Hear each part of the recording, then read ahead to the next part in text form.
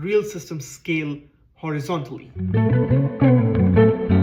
So if bigger servers don't necessarily scale, then the question is, what does? Now we have already tried upgrading our server in a previous video, but we could still see our CPU was maxed. How about we take a different approach?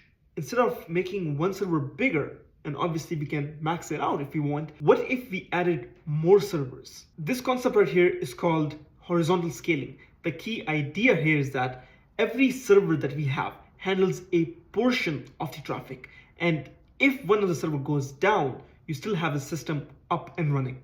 But now we have introduced another problem with this. How do users know exactly which server to hit? Previously, we had one endpoint and the users were calling that one particular server with that endpoint. But now that you have multiple servers, each of which have their own IP address and their own DNS name, how do the users know which server to hit? To solve this issue, we introduce load balancers.